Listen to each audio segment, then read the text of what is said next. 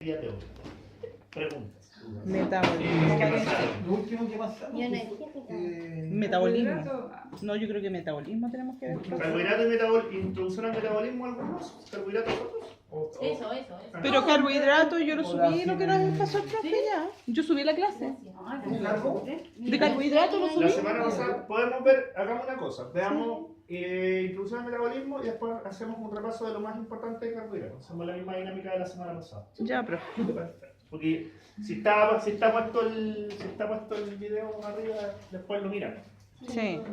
Entonces vamos a hablar ahora del metabolismo. Vamos a ver introducción al metabolismo. Ya. Introducción al metabolismo, curiosamente, es más simple de lo que la gente cree.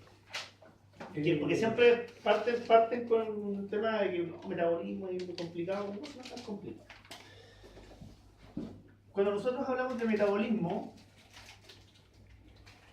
Profe, nunca olviden lo siguiente, dígame. se me olvidó una pregunta. Pregunta. Es que a mí me entraba la duda de la clasificación, salía que era cuando es olisacárido, oligosacárido y polisacárido. 20 y más de 20. 20, claro, 20 del corte. Más de 20 es poli. Pero es que en una pregunta decía que tenía más de 15, pero más de 15 pueden ser 10, hasta 21, 22. Y yo busqué uno que era de 3 a Cuando 9. sucedan ese tipo de cosas, fíjense por lo que dicen las diapos. Ah, Porque la diapo es la que hoy nosotros usamos como base. ¿Salía? No sé. yo decía, el corte era menos de 20. Menos de 20. Pero claro, el corte para polisacárido es 20. En el caso de Ah, nosotros. ya. Claro, En el cuando caso de dicen 30 más. y todo lo demás. Pero No. en el caso. ¿En el biológico entonces menos o qué, profe, en biología? No, porque si tenemos 15, seguiría siendo oligosacárido. Claro, el tema es que decía más de 15 y ahí puede ser 100. Sí, por supuesto. Pero hay una zona donde sigue siendo oligosacárido. Ya. Y que ahí es donde está el tema. Ya, Por eso, ok. siempre cuando existen ese tipo de dudas, No, si yo la contesté base- bien la porque me base es la corrigieron, diapo. pero... Si la diapo dice 20, Ahora, bueno, te 20. Vamos a ver cómo va a responder la prueba. Ya, muchachos, señoritas, señores, No van a estar conmigo. no olviden lo que voy a poner en la pizarra. Porque esto es la base de toda la parte metabólica. Metabolismo, Esto es lo que ya. voy a poner. Siempre en el metabolismo vamos a tener primero una subdivisión. Vamos a hablar de catabolismo y vamos a hablar de anabolismo. Ujú. Catabolismo, son reacciones de degradación. En cambio, el anabolismo son reacciones de síntesis. Es como los bebés que sabíamos. Es decir, en un caso yo paso de moléculas grandes a moléculas pequeñas y en el otro caso paso de moléculas pequeñas a moléculas grandes. ¿Ok? Esa es la primera subdivisión. Ahora, el metabolismo como tal tiene un concepto que muchas veces se da por sabido, pero en realidad no es tan obvio, que es el concepto de ruta metabólica o secuencia también, o secuencia metabólica. ¿Qué va a tener la ruta metabólica como mínimo? Siempre va a tener un sustrato inicial.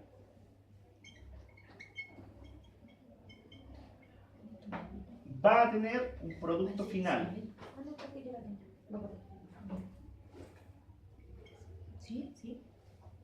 Y va a tener reacciones en secuencia, pero estas reacciones son reacciones enzimáticas. Por lo tanto, como reacciones enzimáticas, yo siempre voy a tener enzimas. Siempre. 2, 3. Ahora, acá aparecen estas I, ¿no es cierto? Estas I se conocen como intermediarios. ¿Cuál es el tema con respecto a esto? Que cualquier ruta metabólica, cualquier tema asociado con metabolismo va a estar finalmente asociado a esto. Por ejemplo, si ustedes tienen por ejemplo, voy a poner un ejemplo clásico. Si ustedes tienen la glucólisis, van a tener un sustrato inicial que es la glucosa. Van a tener un producto final que se va a llamar piruvato. Piruvato, sí. Y vamos a tener 10 reacciones, por lo tanto vamos a tener 8 intermediarios. Y en las 10 reacciones vamos a tener 10 enzimas. A eso me refiero con esto. Claro, para la primera reacción una enzima, para la segunda reacción una enzima, para la tercera, y así, consecutivamente. Esta que está acá, que como digo, muchas veces se da por hecho, pero que y de repente a nosotros, por darlo por hecho, no lo explicamos bien, no lo pierdo. Porque esto va a ser la base finalmente cuando tengan que ver rutas metabólicas en específico. ¿Ok? Ya. ¿Estamos claros con esto? Sí. Ya. Cuando Después más adelante, dígame. Cuando hablamos de rutas metabólicas, Siempre va a tener como mínimo un sustrato inicial o un punto de inicio, un producto final o un término, intermediarios que después van a tener características distintas, pero cada reacción siempre va a tener una enzima asociada. Siempre. Sea una la reacción, sean dos las reacciones, sean 8, sean 10, sea un ciclo, siempre vamos a tenerlo. ¿Estamos? Estamos. Ya. Ahora, del tema de metabolismo, ¿alcanzaron a ver energía, delta G y todo ese tipo de cosas o no? No. Nada todavía. Ya, entonces no me voy a meter con eso. Vimos, nosotros sí vimos, Pero nosotros vimos, voy a pasarlo general. pero no lo vamos a ver más porque el Ya. profe ya no. Ahora, ¿qué cosas importantes tienen que saber? Yo no sé si alguien tiene por ahí las diapositivas.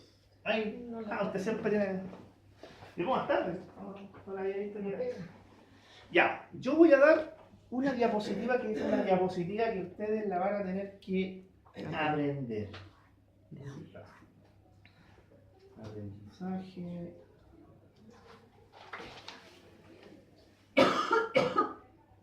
Esta es la clave para la primera parte.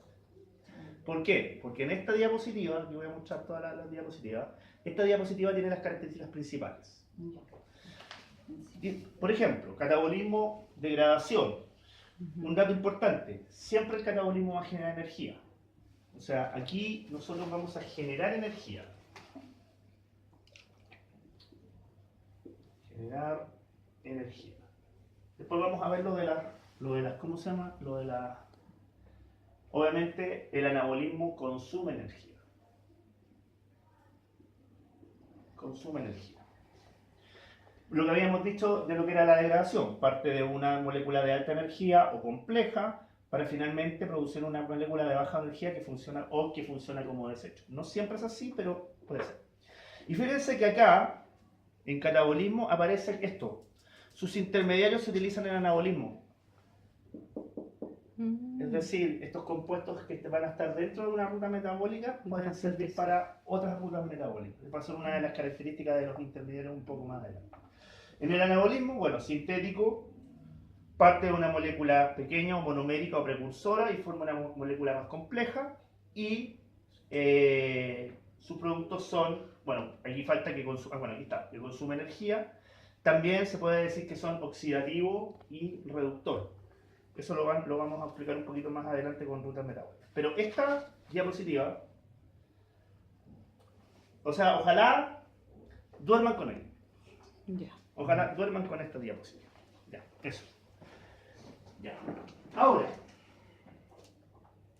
del tema de metabolismo, aparte de las características del catabolismo y del anabolismo, hay dos temas, y bueno, del tema de entender lo que es una ruta metabólica, hay dos temas que están sumamente relacionados.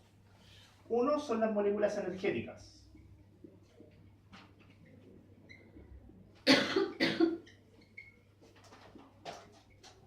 Una son las moléculas energéticas. ¿Por qué son importantes las moléculas energéticas? Porque las moléculas energéticas son finalmente lo que se va a ocupar o lo que se va a generar en términos de degradación o síntesis. Ahora, yo siempre, como a mí me gusta usar ejemplos relacionados, yo las moléculas energéticas las relaciono con el sistema monetario. Así. Por ejemplo, vamos a tener una molécula energética que va a ser el ATP, ¿no es cierto? Que es la molécula principal. El ATP es el equivalente al dólar. ¿Por qué? Porque todo se transa en dólares. Entonces, desde el punto de vista práctico, todo se transa dentro de la célula en ATP. Todo es ATP. Obviamente yo lo puedo generar o convertir, pero básicamente esa es la función. Ahora, al igual que el dólar, hay otras monedas. Tenemos el peso, tenemos la libra esterlina, tenemos el euro. Acá vamos a tener también moléculas energéticas relacionadas con el ATP, que también van a tener un valor determinado. Generalmente siempre van a ser una base nitrogenada y un trifosfato.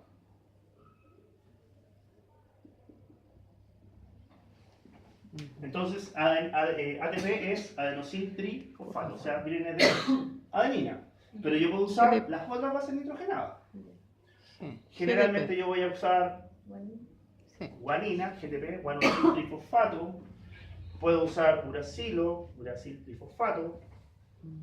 Puedo usar citosina. ¿Todas? Puedo usarlas todas, pero generalmente estas dos, guanosin y uracil, son como las más, junto con el ATP, son como las más usadas dentro de la célula. Ahora, yo voy a tener citosin trifosfato, sí, pero claro, son reacciones extremadamente específicas. Con que se aprendan estas tres, están al otro lado. Pero cumplen la misma función. Ahora, ¿cuál es el formato práctico? El formato práctico es que yo voy a tener la base nitrogenada, voy a tener un carbohidrato, que es una ribosa, y aparte voy a tener tres grupos fosfatos unidos, pero la unión entre el fosfato 2 y el fosfato 3 se va a conocer como de alta energía. ¿Por qué? Esta es una pregunta que yo siempre le hago a mis cursos. Porque esto uno lo viene escuchando como desde media. De que está el ATP, los tres fosfatos, el fosfato de alta energía. ¿Ustedes saben por qué se dice que esto es de alta energía? ¿Porque oxida y reduce? No. Simple, porque tienen más energía que un enlace covalente. Por eso es de alta energía. Después, para los que alcanzaron a ver algo de delta G, lo voy a ejemplificar, pero no me voy a meter mucho en delta G porque si no lo voy a marear.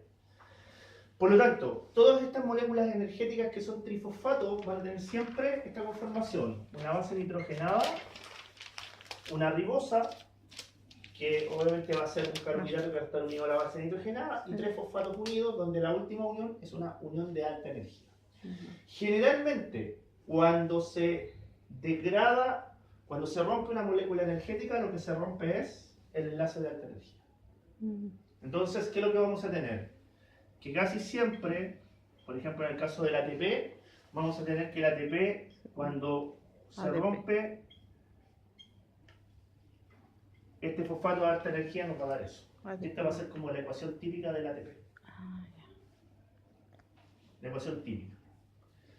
Obviamente yo también puedo fabricar ATP a partir de ATP y fosfato. ¿Ok? Pero para que no se pierdan en el tema de que, ¿por qué da ATP? Bueno, porque quedan dos fosfatos acá. Claro. Y el fosfato que está acá es el fosfato que se rompe acá. ¿Estamos, muchachos? Sí. Ya. Aparte de esas moléculas energéticas, yo voy a tener dos moléculas que van a ser como la red compra. ¿Para qué se usa la red compra? Para comprar sin dinero. Para comprar. ¿Y qué más? Para comprar sin dinero. ¿Ah? Sin dinero. O sea, Para sí. comprar sin dinero. Sí, pero aparte, Sí. o sea, yo compro sin dinero, perfecto. O sea, sin En dinero efectivo, físico. claro. Pero ¿para qué más sirve la red compra? ¿Para qué? No, No, que la red compra, si tú no tenés plata, estás liquidado. Sí, pues. La tarjeta de crédito es para endeudarse. Fuiste la línea de crédito. ¿Para sacar plata? Sí. ¿O no? Ah, Si yo la meto en un cajero, saco plata, Sí. ya. Acá me van a aparecer dos moléculas que van a ser importantes, que van a servir como la red compra. Van a servir para canjearla, o bueno, básicamente comprar energía sin pasar por el ATP, o para canjearla por ATP. Estos son los famosos NADH y FADH2. Ahora, este NADH y estos FADH2 se conocen como coenzimas reducidas.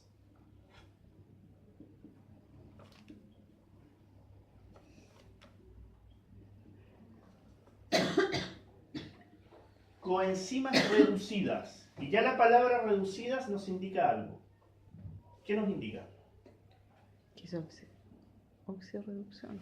¿Nos indica? Oxidorreducción. Oxidorreducción. Muy bien. Estas moléculas que están acá, NADH, FADH2 y su par, NAD+, en el caso del NADH, y FAD, en el caso de FADH2, van a aparecer cuando tengamos reacciones de óxido reducción o reacciones de tipo redox. Pero en este tipo de reacciones yo voy a poder fabricar o gastar este NADH, es decir, yo voy a poder trabajar con el tema de la energía. Pero después más adelante ustedes se van a dar cuenta que este NADH y este FADH2 yo lo voy a poder canjear por ATP. Cuando vean metabolismo aeróbico se van a dar cuenta que fabricar NADH y fabricar FADH2 va a tener como consecuencia generar ATP o canjearlo por ATP.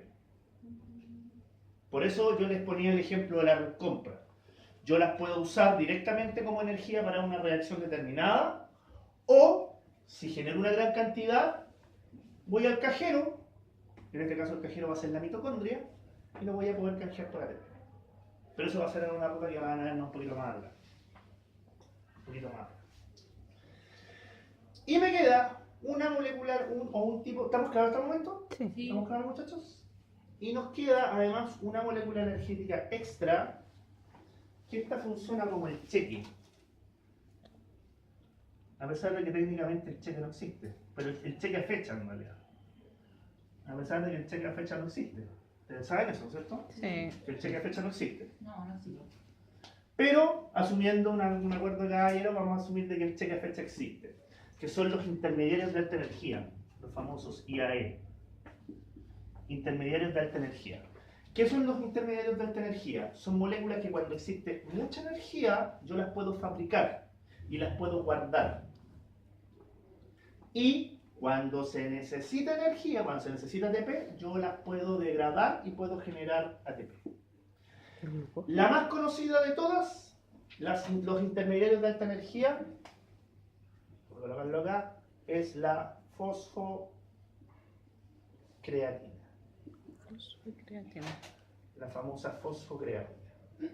Que la fosfocreatina, la creatina en general, yo la puedo fosforilar, le puedo colocar un fosfato, guardo energía, y cuando yo necesita, o cuando el cuerpo necesita energía, se puede cambiar por ATP directa.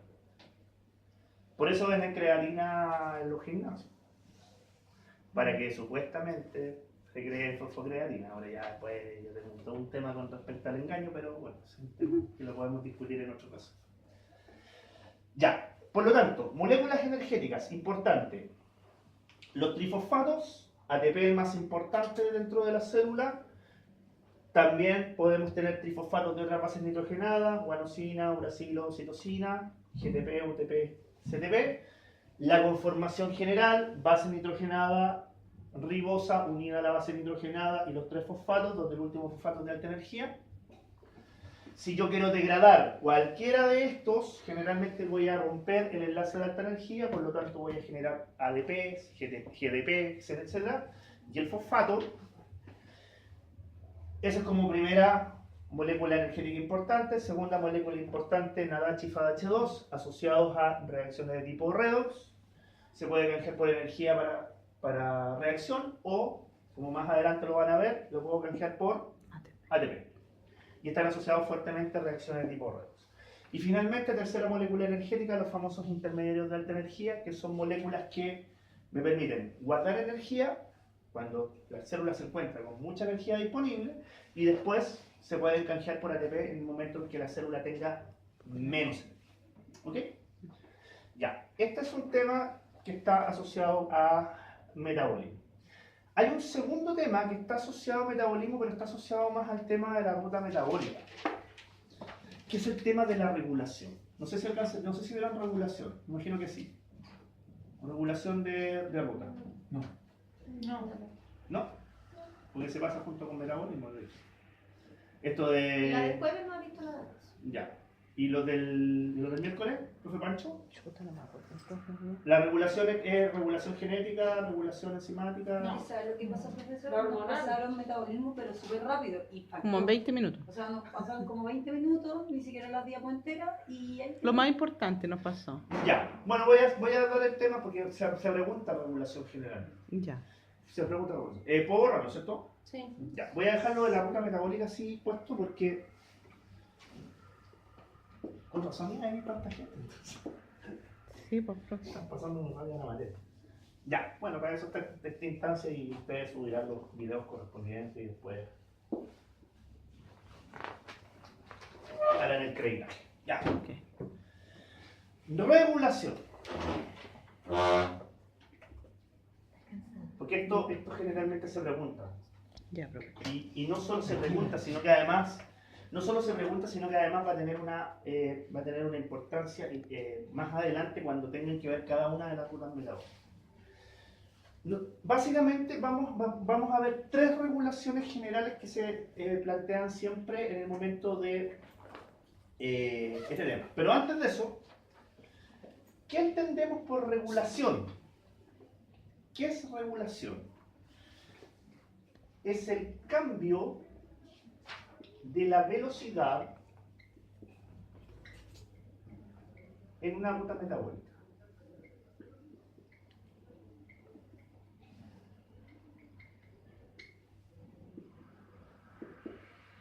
Esa va a ser nuestra definición base. La regulación va a ser el cambio de la velocidad en una ruta metabólica.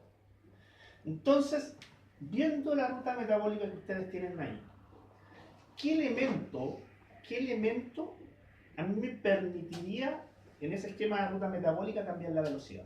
Encima. Las enzimas, ¿no es cierto? Porque ustedes saben que las enzimas Son catalizadores. pueden actuar más rápido Sí. Como el o lento. más lento. Por lo tanto, la regulación en general siempre va a apuntar a la enzima. Siempre va a apuntar, de forma directa o de forma indirecta. ¿Ok?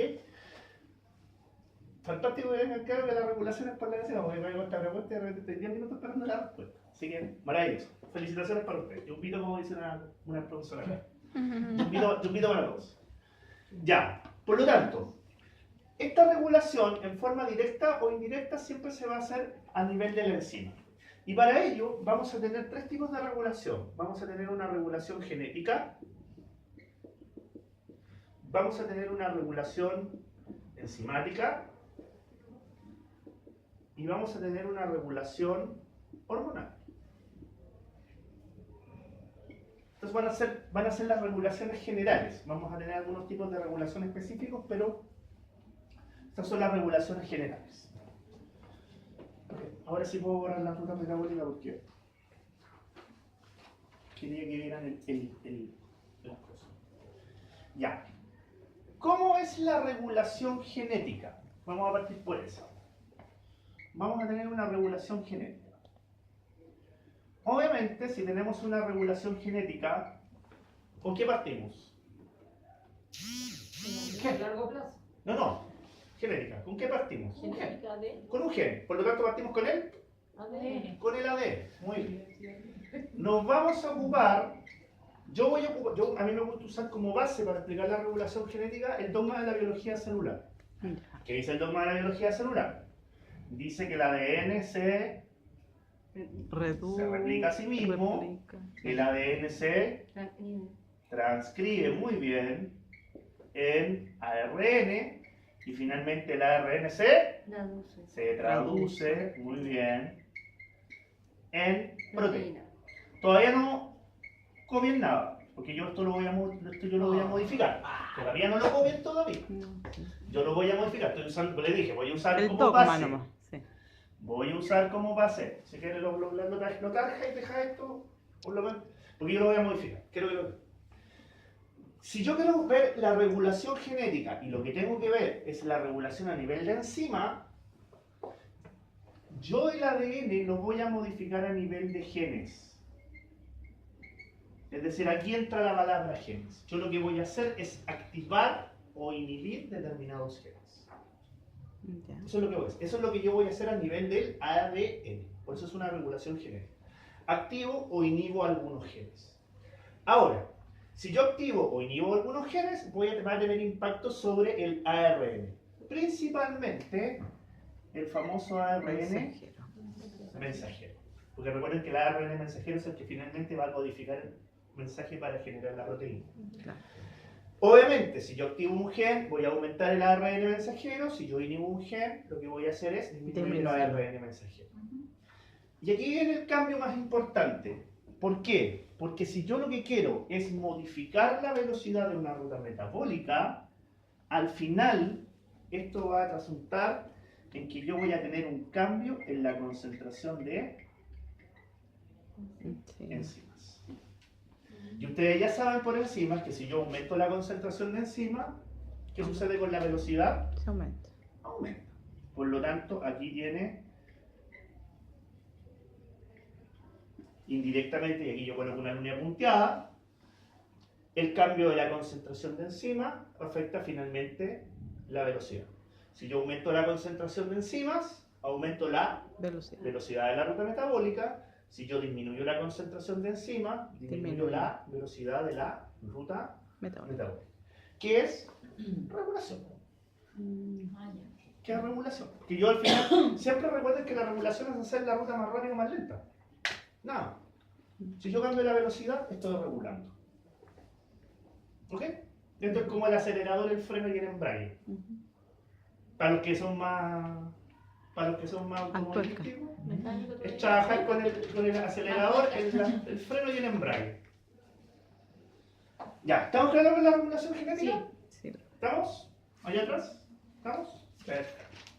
Ya, segunda regulación. La segunda regulación ustedes se la saben. A ver. Y me voy a aprovechar de Enzimática. ustedes. Ajá. Me voy a aprovechar de ustedes. Pero voy a hacer, no sé si se pasó así, pero me voy a aprovechar de ustedes. Cuando nosotros hablamos de regulación enzimática, básicamente vamos a hablar de lo que se llaman los moduladores alostéricos.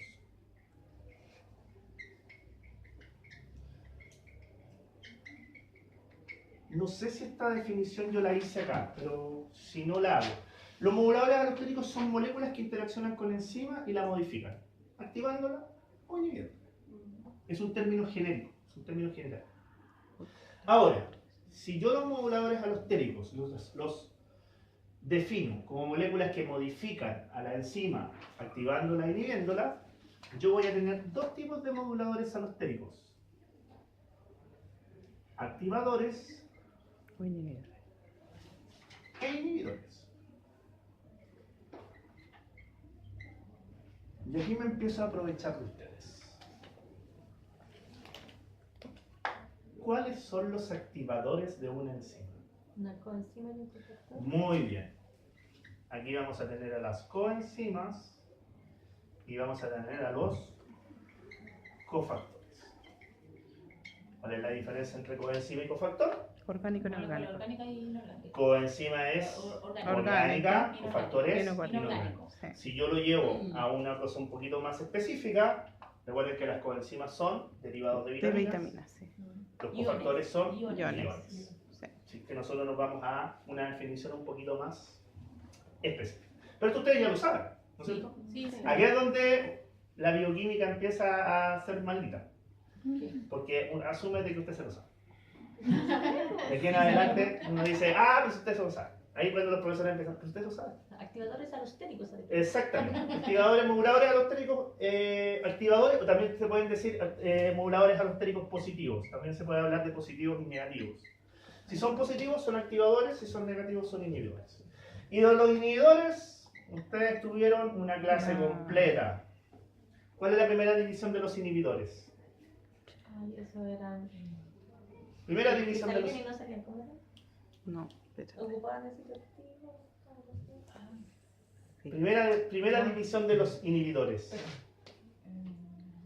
¿Se me olvidó el nombre? ¿Se me ¿Ah? olvidó el nombre? No, esa es la segunda. Hay una antes. Regular. Reversible. Reversible. Eso, muy bien. Inhibidores irreversibles e inhibidores reversibles. Esa es la primera subdivisión. Irreversible. Y de los reversibles, ustedes pasaron tres. ¿Cuáles eran? Competitivo. competitivo A competitivo. Diego competitivo. a competitivo Y no No competitivo. y no competitivo. Por lo tanto, aquí es donde el profesor tiene que decir, Se lo sabe. no. Si no le quedó claro esto, vuelva a la materia de ciencias y lo revisa de nuevo. Porque al final, si ustedes se dan cuenta, esto mismo que ustedes pasaron encima, ahora lo van a ver en regulación. Ya, esta es la regulación de tipo enzimática. Si ustedes ven, ustedes esta se la saben, porque lo pasaron, tuvieron un capítulo prácticamente completo. Vamos a la última regulación, que es la regulación hormonal. ¿Ustedes vieron algo de regulación hormonal en microbiología o celular o alguna materia determinada? No. Como regulador. En biología sí, pues de la regulación de, por ejemplo, la insulina que regula Pero en y general. el glucagón, esas cosas. Claro, pero en general, hay un No, formato sí. general. Bueno, igual lo vamos a revisar rápidamente. Me interesa que probablemente cuando lo revise se van a acordar. Ah, Regulación hormonal. La regulación hormonal tiene un formato típico que funciona para prácticamente todas las hormonas. Nosotros vamos a tener primero una hormona. Esta hormona va a estar extracelularmente.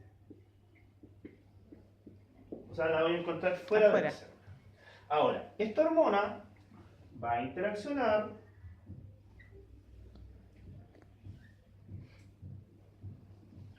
con un receptor. Este receptor se va a encontrar en la membrana celular. plasmática, con la membrana celular. ¿Ok? Acá yo voy a tener una interacción. La hormona, para que no haya problemas, la hormona no entra dentro de la célula. Ojo, la hormona siempre interacciona con el receptor que está en la membrana, pero nunca entra dentro de la célula, porque hay una ¿Es como un confusión. conector en lo que hay adentro de la célula o no? No. Usted tiene la hormona y tiene el receptor. Ya, Y usted los une. ya, Ahora, dentro de la célula intracelular, ya. lo que usted va a hacer es que va a tener un cambio. Ese cambio va a significar la producción de lo que se conoce como segundo mensajero. ¿Qué es el segundo mensajero? Es una, comillas, una especie de interpretación de la información de la hormona. Eso es el segundo mensajero. Dependiendo de la hormona se van a producir distintos segundos mensajeros. Ahí está el famoso AMP cíclico, la proteína G, etcétera, etcétera. Hay varios segundos mensajeros, los isoprenoides, etcétera. Pero aquí viene lo más importante para nosotros. Estos segundos mensajeros dentro de la célula van a generar un cambio. Y este cambio puede ser de tres tipos. Primer cambio. Cambio en la permeabilidad de la célula.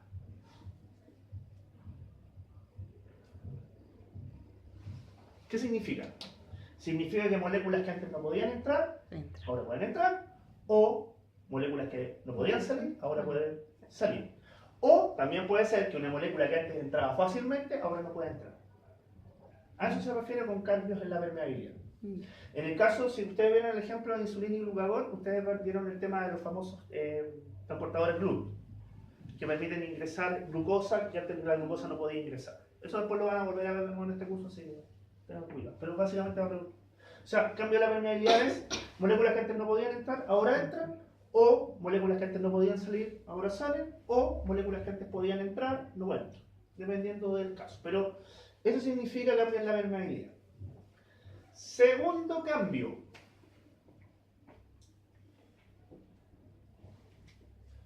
Puede activar una regulación genética.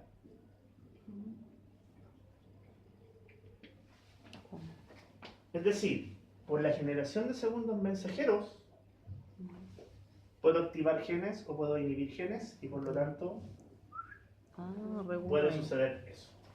Cambios en la concentración de enzimas, cambios en las velocidades. Y además,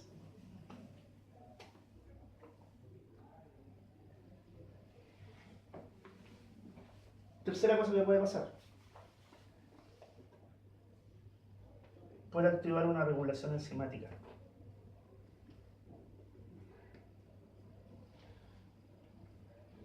Y esto está relacionado con la permeabilidad. ¿Por qué? Porque, por ejemplo, yo puedo hacer con la regulación hormonal que entren activadores, o que entren inhibidores, o que salgan. Y por lo tanto puedo modificar la activación o la inhibición de una enzima determinada. Entonces, en muchas ocasiones se dice que el control hormonal o la regulación hormonal es un supracontrol, es decir, un control que está por sobre la célula. Ahora, más adelante, no es un tema de bioquímica para usted, no es un tema de bioquímica que se trate directamente, pero la regulación hormonal tiene también un supracontrol, que es el sistema nervioso. Sí.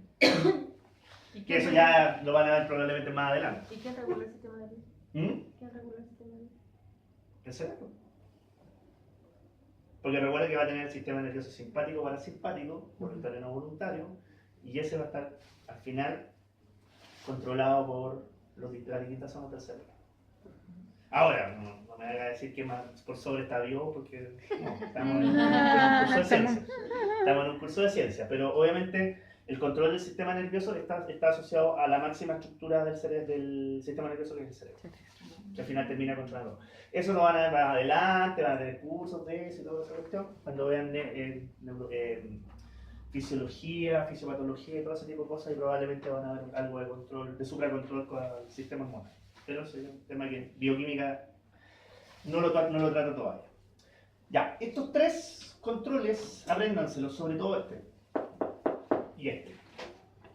Estos dos, regulación hormonal y regulación enzimática, son los controles que finalmente ustedes van a ver por cada una de las rutas metabólicas.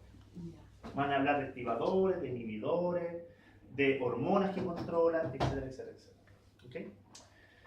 Ya. Y para terminar el capítulo de regulación, y tampoco los quiero impactar con mucha cosa todavía, faltan dos regulaciones especiales que se tienen que haber pasado. En realidad son tres, pero yo voy a pasar dos nomás, porque hay una que no, a mí personalmente generalmente casi nunca se ocupa. Una es la regulación por activación o inhibición por producto. Estas son regulaciones especiales. Estas son regulaciones especiales. Más allá de la genérica, la hormonal y la enzimática, vamos a tener una regulación especial. Una es activación e inhibición por producto, y la segunda va a ser por ¿cómo se llama? El enlace covalente. Por enlace covalente. O regulación covalente. Más que enlace, la regulación covalente. Regulación covalente.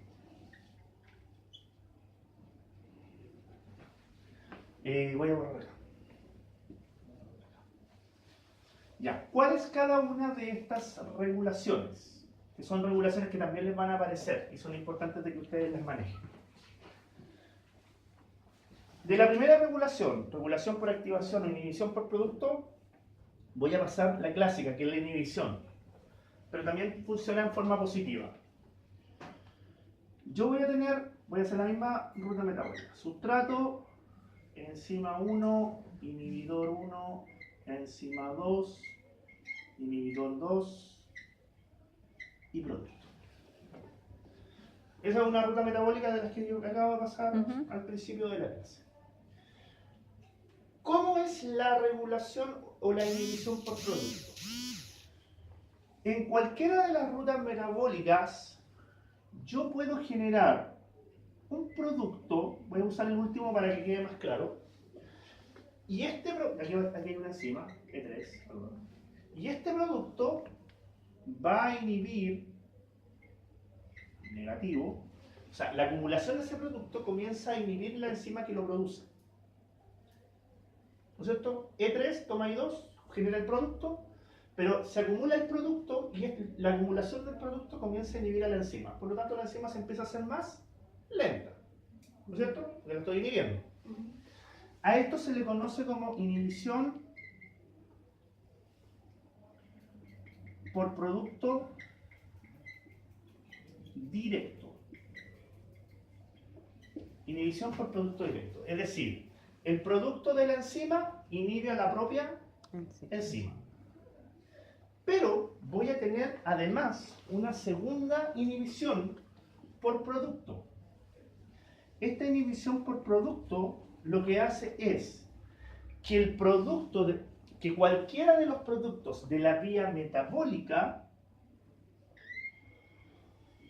puede inhibir a cualquiera de las enzimas. Fíjense que aquí el producto lo genera E3, enzima 3, pero este producto puede inhibir la primera enzima. En este caso, uno habla de la inhibición por producto indirecto. Inhibición por producto indirecto. ¿Por qué? Porque el producto de la vía metabólica puede inhibir cualquiera de las enzimas de la vía, no necesariamente la que lo produce. Esto es un poquito más difícil de comprender, más difícil de entenderlo. Pero básicamente son las inhibiciones por producto que ustedes se van a encontrar. Por ejemplo, una de las inhibiciones por producto más importantes, por ejemplo, que van a ver más adelante, son las inhibiciones por citrato. Citratos se producen en una ruta metabólica que se llama ciclo de Krebs, pero va a inhibir otra ruta metabólica que se llama glicólisis. ¿Por qué la va a inhibir? Porque básicamente es un producto continuado. Es una ruta metabólica que va a ir continuando. Entonces, citrato termina siendo una inhibición por producto indirecto de la glicólisis. Esto lo van a ver un poquito más adelante. Pero básicamente, estas son las inhibiciones por producto. Puede ser una inhibición por producto directo a la misma enzima que lo produce, o puede ser una inhibición por producto indirecto a cualquiera de las enzimas de la ruta metabólica. ¿Okay? Y la segunda regulación que se van a encontrar, la segunda regulación especial que yo voy a pasar, es la regulación covalente. La regulación covalente es simplemente colocar a la enzima un grupo químico. Pero este grupo químico lo van a colocar a la estructura de la enzima mediante un enlace covalente. Ahora, este grupo químico unido a la enzima se puede unir en cualquier parte de la enzima menos en el sitio activo. Cualquier parte de la enzima, pero no puede unirse en el sitio activo. Porque si se une en el sitio activo, automáticamente es una inhibición irreversible. Automáticamente. Pero yo lo puedo colocar en una zona distinta, lo puedo colocar a lo mejor en la zona alostérica, donde se unen los cofactores. Puede ser en cualquier parte. Ahora, ojo, la modificación puede activar o inhibir. Puede hacer las dos funciones. Puede activar una enzima o puede inhibir a la enzima. En este formato, en el formato de la regulación por enlace covalente, y se llama regulación por enlace covalente porque aquí se forma un enlace covalente. Recuerden que esto es un enlace covalente. Ahí tengo un enlace covalente. Yo voy a tener dos tipos de regulación clásicas. Una es la fosforilación. La fosforilación es simplemente que el grupo químico es fosfato. El grupo químico es fosfato. Esa es la más clásica de todas. Lo que yo voy a hacer es colocarle o sacarle grupos fosfatos a la enzima. Con eso lo que voy a hacer es activarla o Desactivarla. inhibirla según sea el caso. Y la segunda regulación covalente clásica es la metilación. En la metilación, el grupo químico que se coloca es metilo. Para que no tengan aquí, bueno, pasaron una cuestión que me explico. Este es el grupo fosfato y este es el grupo metilo, por si acaso aparece alguna. Obviamente también el grupo fosfato también se representa por una P y un circulito. También se representa de esa forma. Esas son las dos regulaciones también importantes con respecto a la regulación. Pero no olvidar que quiero que era la regulación. ¿Qué era la regulación? Cambio de velocidad. Muy bien. Ahí está, atento a la jugada. Cambio de velocidad. ¿Aumento o disminuyo la velocidad? Si la aumento es activación, si la disminuyo es inhibición. Ya, no les voy a pasar, creo que no les voy a pasar más porque, por ejemplo, si paso, para poder pasar delta G, energía libre de Gibbs, necesito que todos sepan energía libre de Gibbs. Ahí no me sirve que uno sepa ni otro no sepa porque energía libre de Gibbs es el cacho porque es matemática. Y para matemática yo siempre digo, o todos saben matemática o nadie sabe matemática, pero no sirve que uno sepa ni otro no sepa. Así que energía libre de Gibbs me lo voy a reservar. Esto es toda la materia de metabolismo. Me queda el resumen. Que me pidieron para Carbohidratos. carbohidratos. ¿Estamos claros hasta el momento? ¿Preguntas, dudas? ¿Algo que no quería hablar? No, está bien. ¿Estamos, muchachos? Ya. Si ustedes se dan cuenta, ya la materia se comienza a complejizar, no básicamente por su estructura, más que por la cantidad de cosas que hay que pasar y cosas por el estilo. Pero... 30 minutos. ¿Sí? ¿Ah? Ya. Vamos a ver el resumen de carbohidratos rapidito, para que vamos a hacer una especie como de chequeo. Va a esperar que termine de anotar, porque anotando lo último. Voy a borrar con leche a los moduladores alostéricos, para que no haya, para que vayamos avanzando. Ya. De la materia de carbohidratos,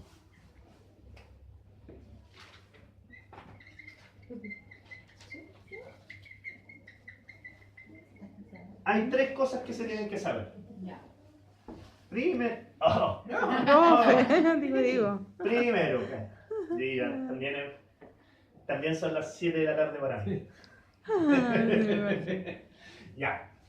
Tres materias que van a necesitar, o en realidad 4, vamos a poner 4. Voy a colocar acá 4 materias que se tienen que dominar. Primero, características generales.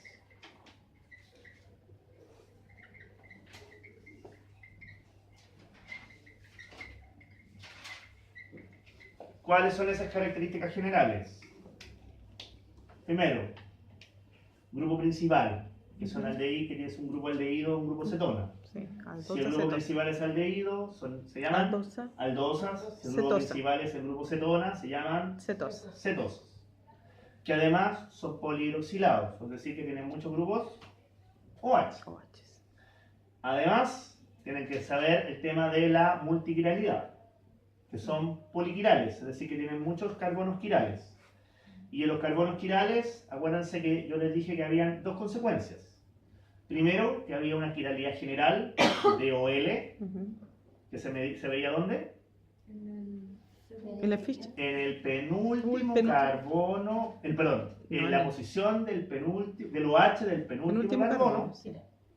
Claro, que ahí va a ser de OL. Y en el caso de la quiralidad general, ¿cuál era biológicamente activa? La D. La D, muy bien.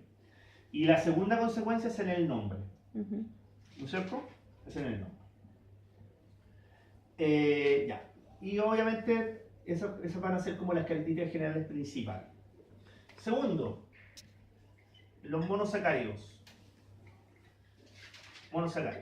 En los monosacáridos, es decir, cuando tenemos solamente una estructura, lo más importante es el tema de la ciclación. El tema de la ciclación. Recuerden que tenemos dos formas de... Primero, ¿por qué se produce ciclación? Porque sale cuando sale de la célula. Cuando el carbohidrato sale de la célula, tiene que ciclarse. Sí, porque el efecto chanchito de tierra tiene que proteger el grupo reactivo, cetona o aldehído. Y en la ciclación, ¿qué es lo que voy a tener? Voy a tener dos estructuras.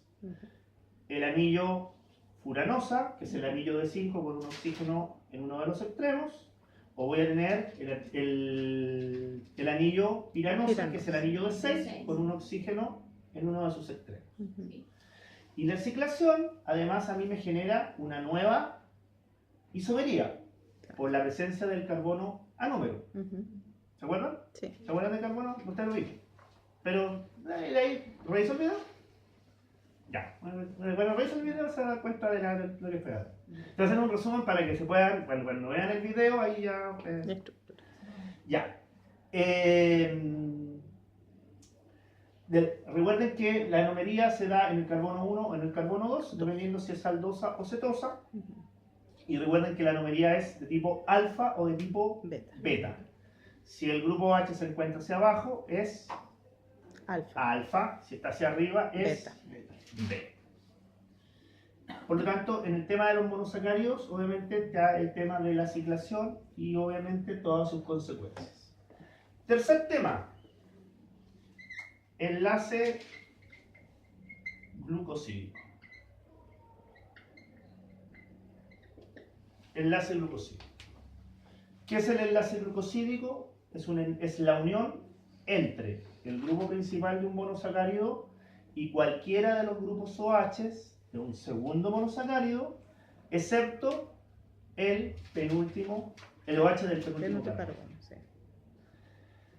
El enlace glucosídico es un enlace de tipo éster. Y recuerden además que el enlace glucosídico puede ser de tipo normal, que es el enlace que aparece generalmente así, o aparece así, ahí, o puede ser de este tipo. ¿Qué significa cada uno de ellos? Cuando el enlace glucosídico se nombra así, el segundo monosacárido, estos que están acá, el segundo monosacárido está en la misma posición con el que está escrito. Si el enlace glucosídico está de esta forma, el segundo monosacárido se encuentra invertido. Es decir, si tiene el oxígeno hacia arriba, debería tener el oxígeno hacia abajo. ¿Ok? Que es lo importante.